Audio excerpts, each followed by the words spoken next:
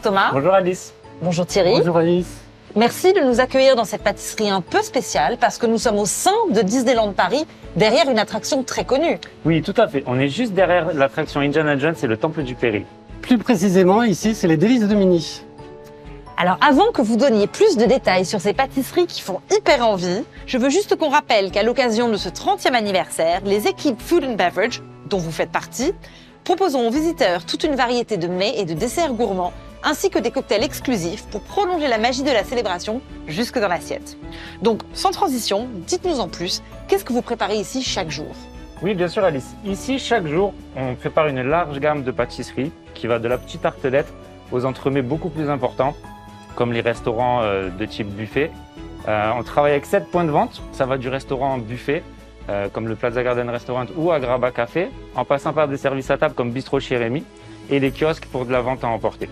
On est une brigade de 30 pâtissiers, 3 sous-chefs, un chef pâtissier qu'on a l'honneur de représenter aujourd'hui. Alors, qu'est-ce que vous nous avez préparé? Oui, alors on a réalisé une assiette de 5 pâtisseries spécialement et imaginées pour le 30e anniversaire. Alors là, c'est une tartelette guimauve enrobée d'un chocolat violet et un caramel au cassis. Un chou au craquelin avec une crème pâtissière myrtille. Là, on a notre dôme anniversaire avec un dôme myrtille sur une tartelette dulce. Et là, on a un petit millefeuille Mickey avec une ganache framboise et myrtille. Et ce dessert-là, c'est un sablé breton au chocolat avec une petite meringue et une crème allégée tout autour. Alors, comment est-ce que vous avez réalisé ce petit sablé breton là? Eh ben, on va le réaliser ensemble. Bon Alice, pour la préparation du sablé breton au chocolat, on va avoir besoin de beurre, de poudre d'amande, du sucre glace, des jaunes d'œufs, du cacao poudre, de la fleur de sel, de la levure chimique et des pépites de chocolat.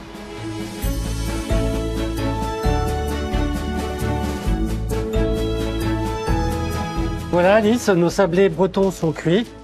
Refroidir, on va pouvoir commencer la préparation du montage. Dites-moi, comment est-ce qu'on crée un gâteau pour une telle occasion?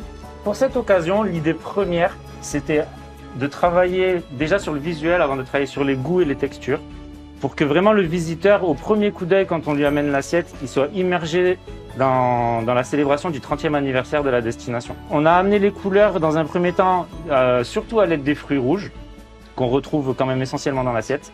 Ensuite, on a joué sur les textures. C'est pour ça qu'il y a de la tartelette, il y a du chou, il y a du millefeuille. Par exemple, sur la tartelette que Thierry est en train de peaufiner, on a vraiment toutes ces textures-là qui se retrouvent. Le craquant, le fondant, la douceur de la crème allégée par-dessus. Mais il était quand même très très important qu'on garde ce côté visuel pour avoir des pâtisseries originales que le visiteur ne retrouvera à coup sûr nulle part ailleurs.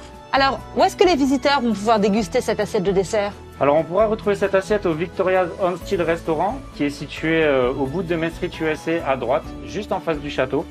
Donc le cadre idéal pour un petit moment de gourmandise. Est-ce que vous savez déjà combien d'assiettes vous allez produire par jour pour le 30e anniversaire? Oui, bien sûr. Pour le moment, on s'est basé sur un démarrage à 100 à 200 assiettes par jour.